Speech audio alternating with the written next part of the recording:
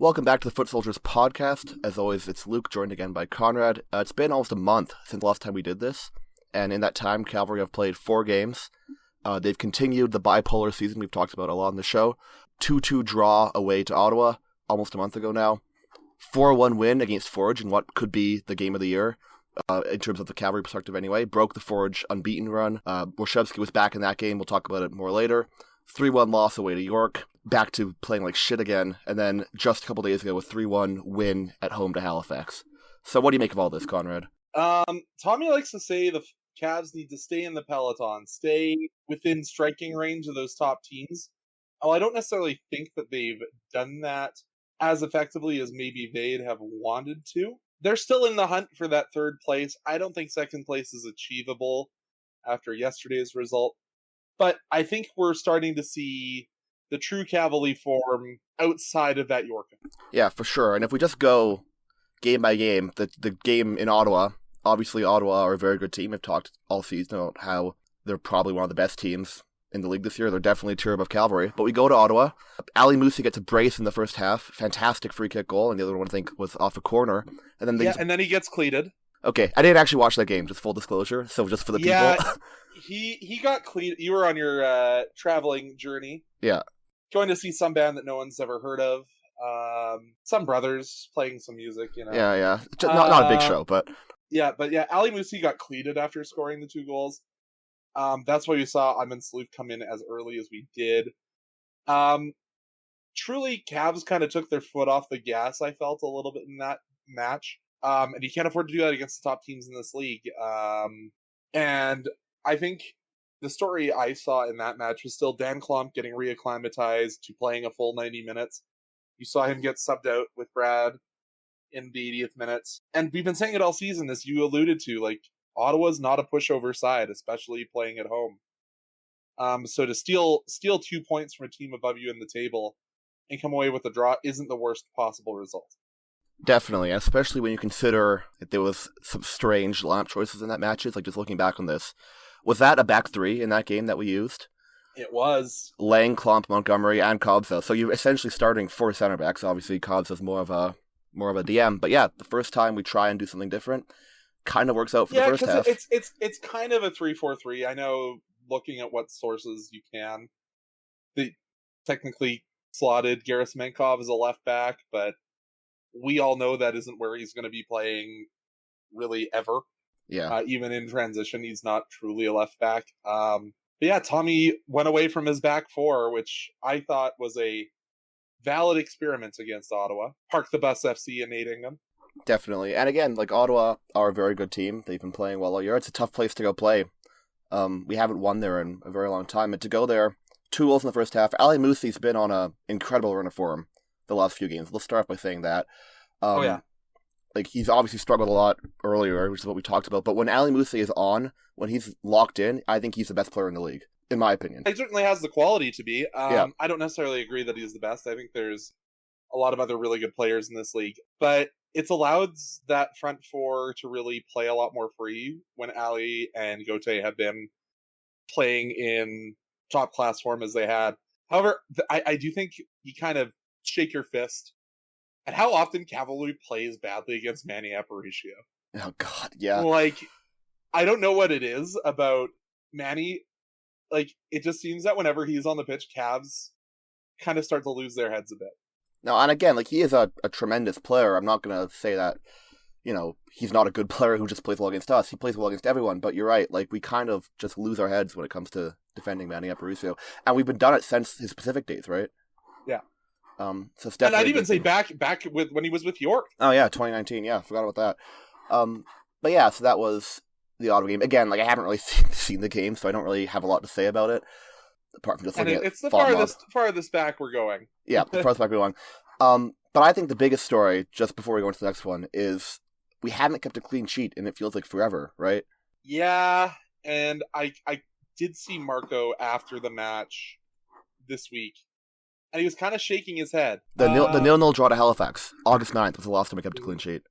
And before that was another 0-0 draw. Yeah, it seems that Marco's kind of let a few more in this year, and that's weird considering, depending on who you listen to, the transfer interest in him has once again shot up, apparently. So like, the thing is, he's not playing particularly badly. I certainly don't think a lot of the goals we're conceding are his fault, but he's not like playing up either, right? So that's kind of the thing there. But anyway, that's enough about the Ottawa game because again, I haven't seen it. We go on from there. August 30th, Saturday afternoon in Calgary. Forge come to Calgary. The big, bad, unbeaten Forge hadn't lost a league game all season. Just put up an absolute stinker to the boys in red. 4-1 win for Calgary. Toby Warshevsky brace. And I don't think it was Forge playing badly.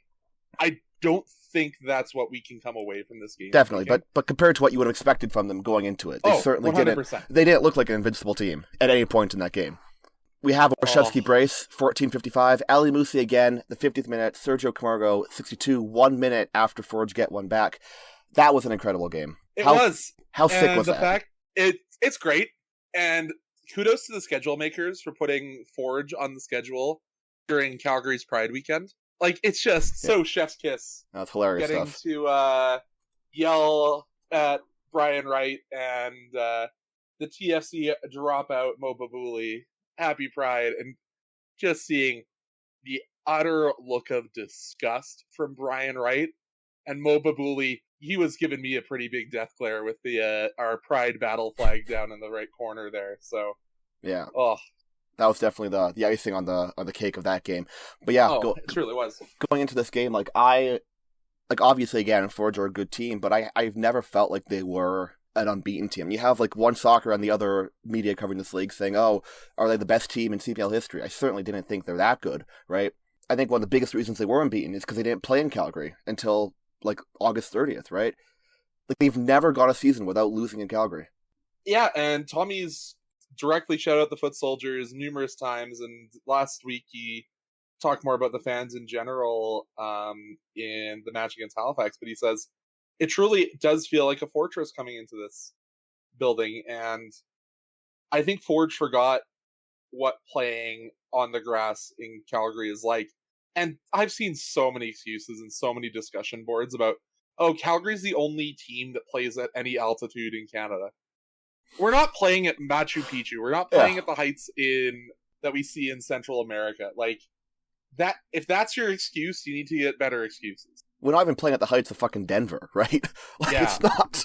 I've never heard that. It's a terrible excuse. It's really funny stuff. But yeah, Forge just coming to Calgary, like from the first minute, like they, again, maybe you're right, they weren't so bad as we were good, but the boys were buzzing before that, right? Like I think our players, they play up to Forge.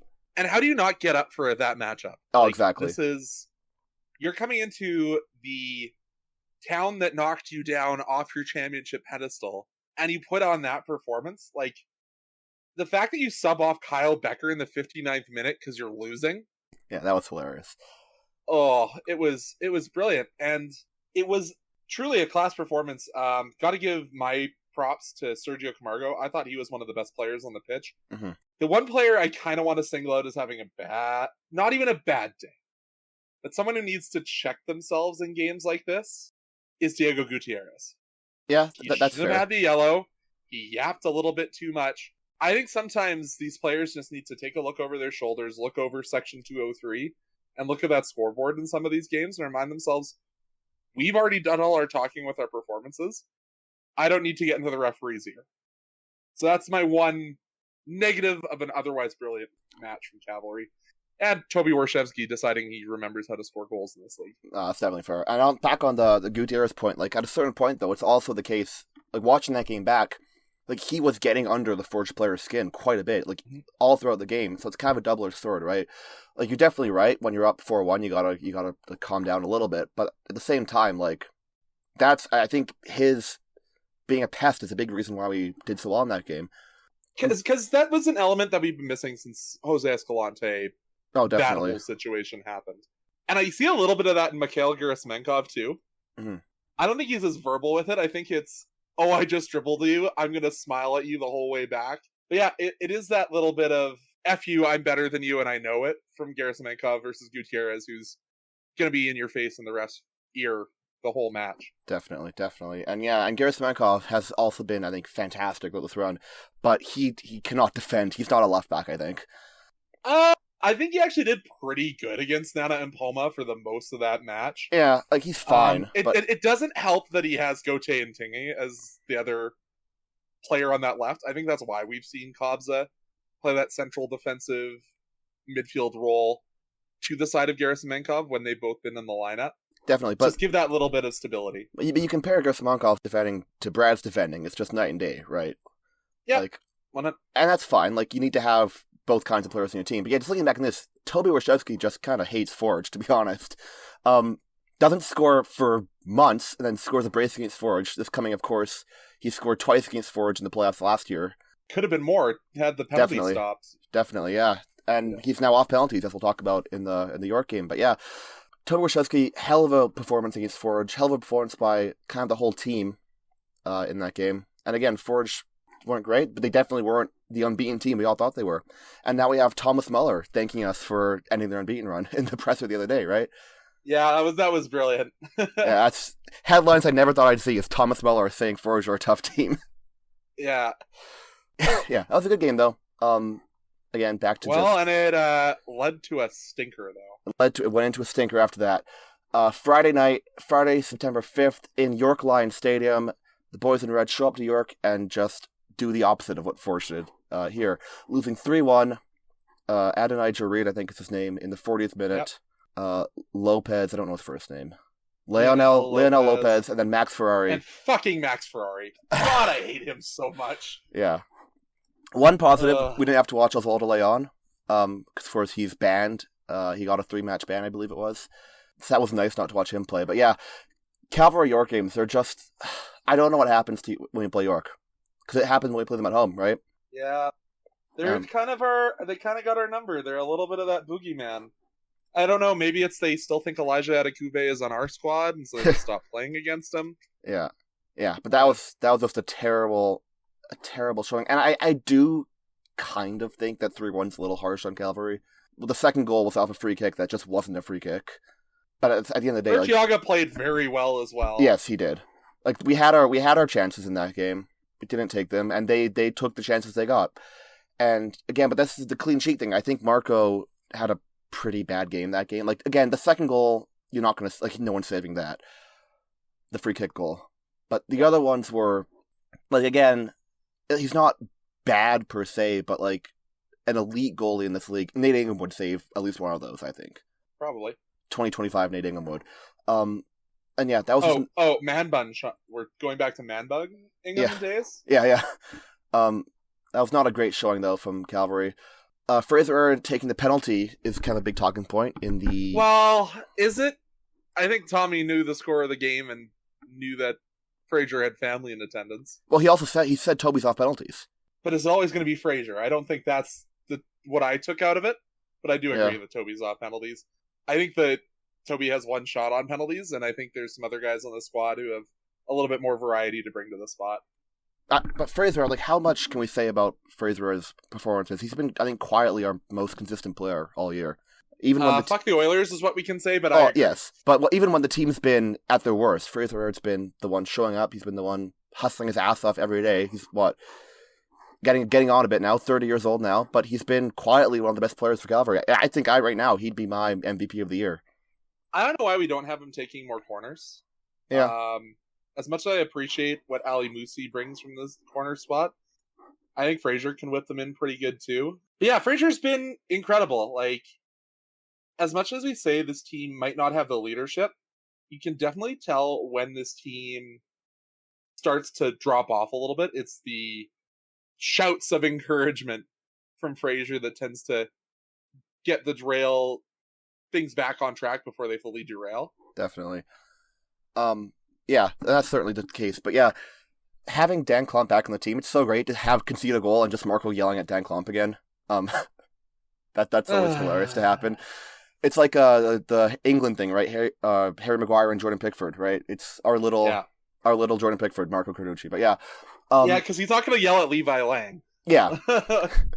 That's like yelling at a child. Yeah, he's like 10 years old at him. But yeah, I love it. Marco Carducci will give up a goal that's like entirely his fault and just give Dan Klump all the shit in the world. It's so funny. Yeah, and it does have to be said, like, in that York match, I understand you're trying to kind of figure things out without Ali Musi on international duty, but Aman Salouf, I think he's a perfectly fine 70-minute, get your 30 minutes of pace out of him. He's not a starting player in the Canadian Premier League. Yeah. I think we're starting to see what all other fan bases have seen from him throughout his CPL career.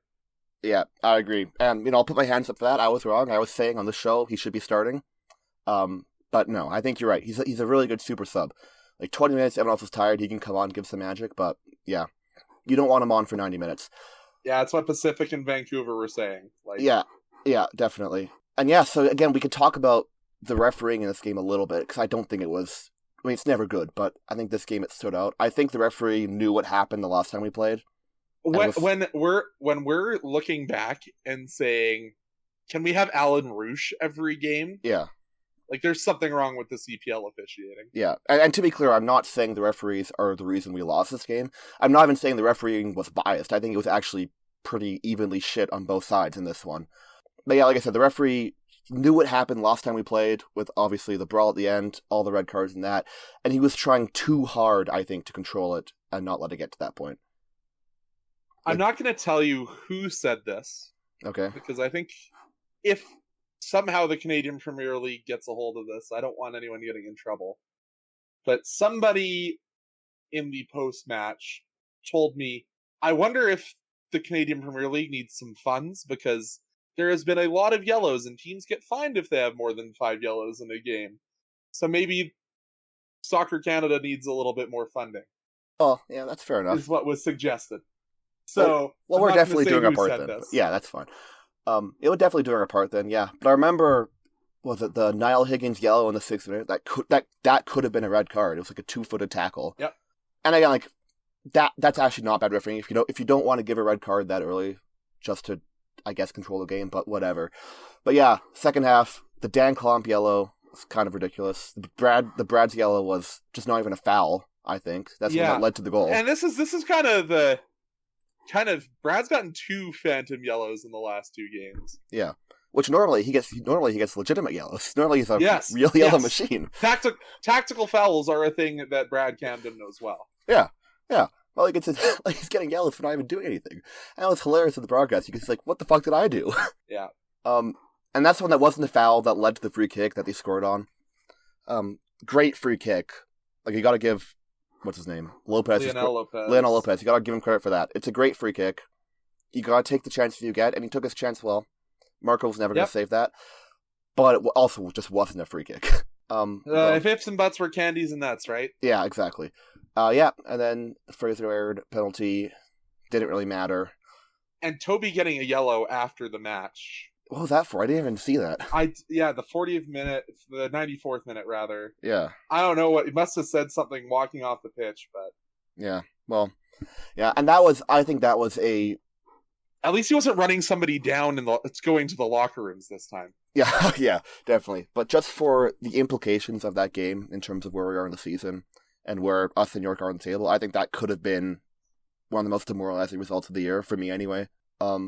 Came back and responded, and you have to remember, it's after what we think is their best performance of the season. Definitely. I think it's one of those cases where you can't get too high on this club, and you definitely need to not get too low. Definitely. But just going into that game, like, I think, obviously we didn't have a very good chance of making top 2 before that anyway, but I think that's the one that kind of sealed it to me, where it's like, if we're not winning this game, there's not a lot we can do. But yeah, it's play for third, it's play to try and avoid having to play those extra matches. Yeah, definitely. But yeah, we're not making it to second place where you get the double knockout, effectively. For sure. But just looking back on the recent matches, I think the York match is the only one that's really a bad result. Because the 2-2 draw, I will always take a 2-2 draw away at Ottawa. Especially this year. And you can talk a lot about how it happened, giving away a 2-0 lead, whatever. Like, in isolation, a 2-2 draw away to, I think, the league leaders at the time is never going to be a bad result. And then obviously the 4-1 win to Forge. The 3-1 loss to York is really the only disappointing result that kind of you don't want to happen. The team's better than that. And they proved it on Saturday. A nice sunny day in Calgary. Great crowd, surprisingly great crowd, 4,000 people. If you have 4,000 plus on a day where you also have the Wild playing their Pride match, and like as someone of the rainbow variety, like can we please not have both the Pride matches on the same day? Thank you. Yeah, it was I terrible would love planning. to go to both. I don't know who scheduled first. Actually, no, I know because Cavalry's schedule was released before the Wild. Can you spread out your promotions, folks? No, like at least not the same time, right? It was 2 p.m.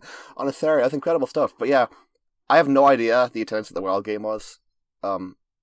That would be probably find that. That'd be a good question actually. Like 2 games at the same time in Calgary. That's like the baseline for support in the city. But yeah, the Cavalry had a pretty good game again. There was the Ali Musi show, kind of again, getting of course a goal and an assist. Eric Kobza in the 33rd minute. Ali Musi just after halftime. Sergio Camargo not long after that.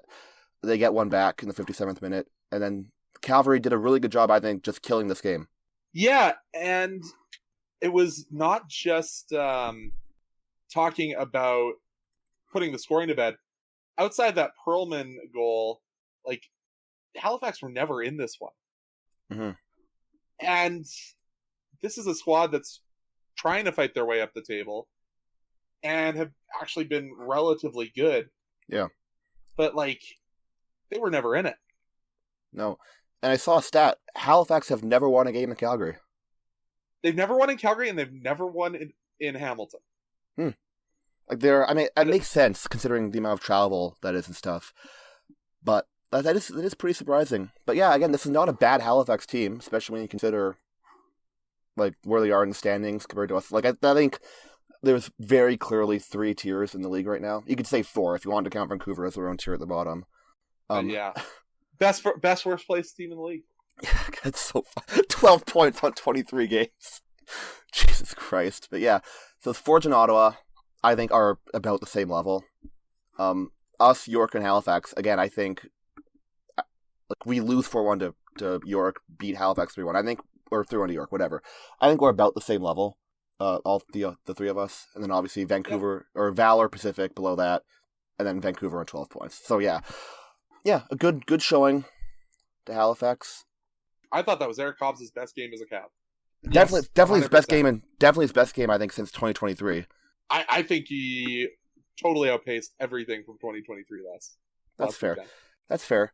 I think it's like clear. I don't think in 2023 he has the confidence to go put himself in harm's way on the near post to open the scoring.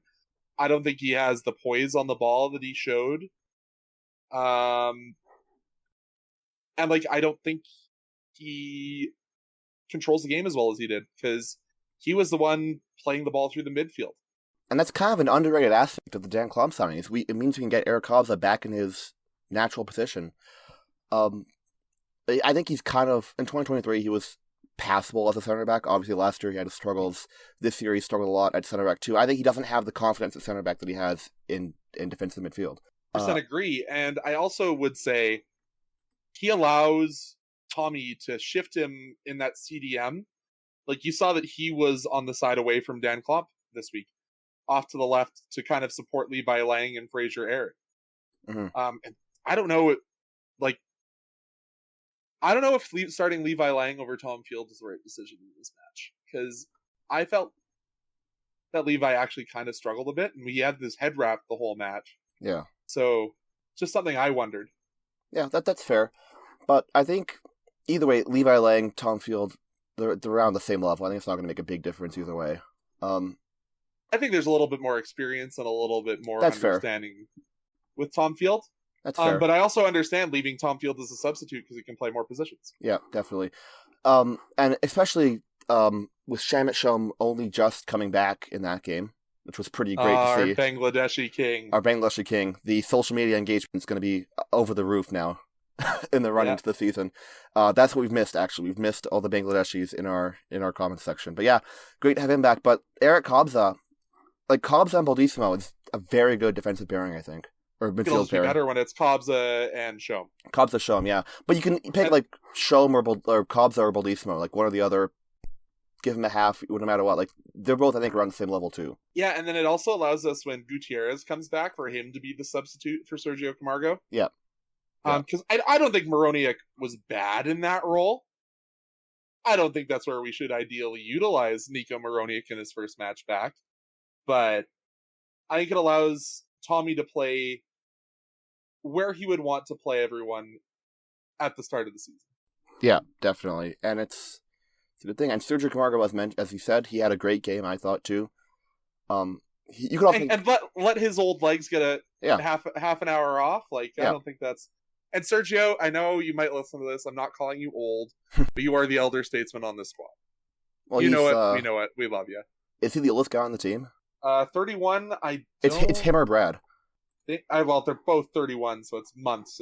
I think Camargo might be like a couple months older, but yeah. You could also make a case for him to be Player of the Year. I think for the Cavs. I think he's been consistent, but I don't think he's had the highs that Frazier has had. Yeah, definitely. But yeah, and Washevsky gets an assist, which is good to see.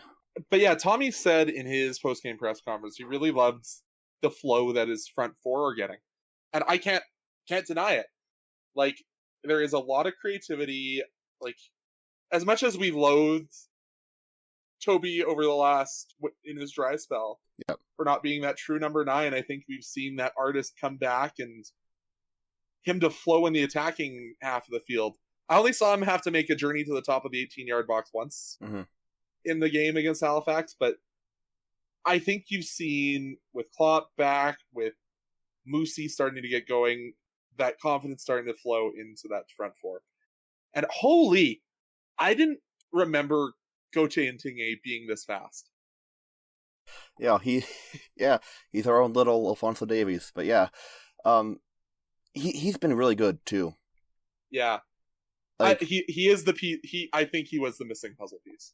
Yeah, like kind of underrated actually in the last few games. But he's in the team of the week, I think, this week, so that's nice to see. Yeah, team of the week, and his assist to Moosey. Like, I don't think there's a lot of people that could have gotten that ball as square as he did. No. And to undress maybe the best right back in football in Canadian Premier League in Alphonse. Yeah.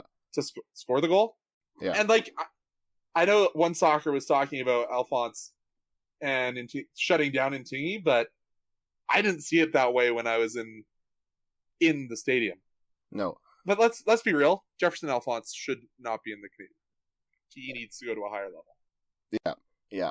But again, like having guys like Intingue on the team, Moosey back from international duty, like it just makes the lineup that much deeper, right? Because when you only have when Moosey's the only forward who presents any real threat, they can just like triple team him and they can shut down our entire attack, right? Or you shift your best center back to Moosey's side, and yeah. But we saw that on Saturday when you have Intingue who can provide a threat, and you have to use guys to shut him down more. That opens up space elsewhere, right? Yeah. And just having the lineup deeper is certainly only going to be a good thing for the team. And I think it's a little bit of arrogance from Halifax to come in with a back three against Cavalry. Yeah. Well, I think there's one team in this league that can play a back three against the Cavs, and I think it's Forge on a good day. Yeah, you're right. But again, like it didn't change things. It didn't change things. No. And they had the gaps there that we exploited them. It's kind of the opposite of the York game. Like we took our chance as well in that game. Yeah, because like if you look at the stats, like, again, according to whatever stat set you want to use, like Cavalry really only, according to most sites, only had 2 big chances. Converted on both of them. Yeah.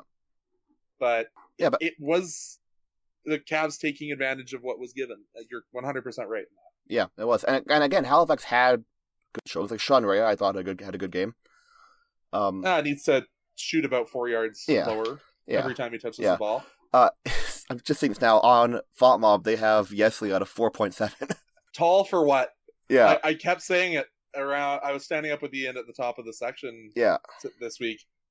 You're 6'7" for what? Yeah. Like, you can't move. Yeah. Now, you get to a point where you can be too tall. I think he's too tall to be a goalie. Yeah, and like I was watching in their training, I think it's Ruhenas who's their backup keeper. Mm-hmm. Yeah, it is. I thought he looked good. Or Ruhenas, I don't know. Yeah, whatever. How to say his last name. Like he looked good in their pre-match, so I don't know. I've never rated Yesley. No, neither have I. Well, neither does Calvary legend Jordan Santiago. Jordan Santiago doesn't rate anyone in the No. Canadian Premier League. No, but especially Ryan Yesley. If you don't follow him on Twitter, I would really recommend it. Anytime a goalie fucks up, he's there. Like, I miss Santi. I love talking to Jordan Santiago. Yeah. I loved heckling Jordan Santiago as well. Mm-hmm. Hey, Jordan, don't wear bucket hats. They don't become of you. I'm sure he listens. He listens to everything. Probably. But like, yeah. Just really funny stuff there. No, neither do I. But that's funny because we have to remember, like, we go back into August. He's the reason that they came out with that 0-0 draw out here last time. Mm-hmm. So there's something there, but when he's off, he's really, really off. Mm-hmm. You can say what you will about Marco, but he doesn't tend to have stinkers like that as much, right? Until we get to penalty shootouts. Until he gets, well, I'm not talking about that. But yeah. Another thing since the last time we talked, I guess, we retained Max Peepgrass, and then he left, so I don't really know what's up with that one. So I'll give you my thoughts on it. Okay. I think we retained Max Peepgrass thinking that Shamit Chom's injury was a lot worse than it was. Okay, that makes sense. If Sham wasn't able to return this season, I think we would have seen Max Peepgrass stay. Okay. Play his 60 minutes every match. Yeah. And then, see how she goes. But with Sham coming back, Baldissimo getting healthy, the signing of Dan Klomp allowing Kobza to play that CDM, I just don't think there was minutes for Max Peepgrass to grow as a player. That's fair. I think Tommy still has his development at heart. Mm-hmm. And so I think him going back to Cape Breton University is probably the best for the future of Max Peepgrass as a Cav. Yeah. As we know, still retain his U Sports rights even with him returning. It's not a case like with Channon Chanda, where it was a contract termination leading to his return to U Sports. Yeah. So, and I understand that is kind of the thing that's going to happen with this exemplary contract.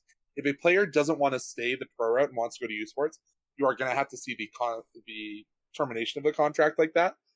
But I think in the case of Max Peepgrass, it's just, hey, Max, go light it up. Go win a national championship. We might have a spot for you next year where we send off one of these other pieces. I hate to say, I think it might be Diego Gutierrez. But. Yeah, well, definitely right now. But yeah, and especially if you look at the stat lines from Gabriel, like he looks like fucking Zinedine Zidane out there, right? Like he's scoring for fun back in sports. And so is Channon Chanda. Gets a brace in his first game for Mount Royal. I have to look at the Calgary Dinos because I know to start it off, what was his name? The other striker we have still under our U Sports rights. Antoniuk. Owen Antoniuk, yeah. He's been doing well for the Dinos. So say what you will about Tommy Wheeldon. He knows how to pick people out of this U Sports Canada West division. Yeah, he knows his U Sports. But yeah. So I guess we can talk now a little bit about the next game this weekend. I believe it's 4 p.m. Valor at home. Another Saturday game. It's been nice to have a lot of Saturday games. For like a while, I'm not a fan of the 4 p.m. start. I wish it was a 2 p.m. start. I gotta go watch some Hitman preseason hockey. Like, come on. That's fair. But yeah, Valor at home again. Sorry, I have to pull this back. Yeah, we want to talk about scoring for fun. Yeah, 7 matches, 7 goals, 4 assists for Owen Antoniuk. Jesus Christ. Yep. And you watched a little bit of League One Alberta. You remember a guy named Solomon Aria? Yeah. He's got 4 goals and assists in 7 matches. So the U Dinos might be a wagon, unfortunately. Yep. Well, both of them are you guys, but yeah. Oh, and another guy that has Cavs ties, Joey Plenzik, also with a goal and assist in his 6 appearances. So there you go, the Cavalry Talent Factory taking over U Sports. But yeah, 4 p.m. Saturday, Valor at home. Valor, who have been playing well recently. Shout out Valor, beating Forge for us. Which is really, really funny stuff. Forge just, they don't do well at whatever it's called. We've shattered their confidence. They're going to suck for the rest of the year. Yeah, they're going to lose in the second place. They're going to lose in that second place match. They'll lose to us. Yeah, they're going to lose to us in the third place match, and it's going to be over. Oh, yeah, and then Bobby will be crying to the media like, oh. My brother couldn't rig the league enough. Yeah. I love Forge games. And I will say, I think even the casual fans in Calgary get up for Forge games, right? Oh, 100%. Like, there is a couple of guys that have done a real good job of promoting that. Shout out to Ryan Pinder, now with the Barn Burner. Mm-hmm. Always been a supporter of Calgary and Canada soccer, regardless of where he is. He's done a good job of driving the casual Calgary sports fan out there. Mm-hmm. I think even Sportsnet 960 does a decent job when Forge comes to town. Yeah. And shout out to all the casuals who come and join us in the 200s for the Forge matches. Love to have you out. Who come and join us in singing Fuck the Forge and join us in booing Cal Becker. I'm going to say it, there might not be a more intense atmosphere in this league than when Forge come to Calgary. It's tough. I gotta give a big shout out to Barrett's Privateers and all the fans out in Halifax. Like, I think that's the second best fan base in the CPL. Yeah. I don't think you guys really have a rival. That's the problem. Mm-hmm. Well, you'll have it when Quebec joins the league next year. Yeah. But I think that rivalry, just based on how good both squads have been, mm-hmm. brings out the best in both fan bases. Like, I know you're loath to give the Forge fans anything, but I think they get up when we come to Hamilton as well. So yeah, that's true. And yeah, so Valor at home this weekend. Big game for the table. If we want to come, if we win, we could go 6 points ahead of York, depending on what they do. I don't really know who they're playing. York is playing against. We're not going to gain ground. Okay, they're playing Vancouver away. Okay. Yes. Martin Nash has done some magic for the Cavs recently, so let's go, Marty. And Halifax host Pacific, which they could drop points there. Not likely Pacific's though. In a not great run of form. No. They had that draw against Vancouver this week. Ugh. Yeah, but all we have to do is keep winning. Yeah, like as Sean says, just fucking win. Just fucking win.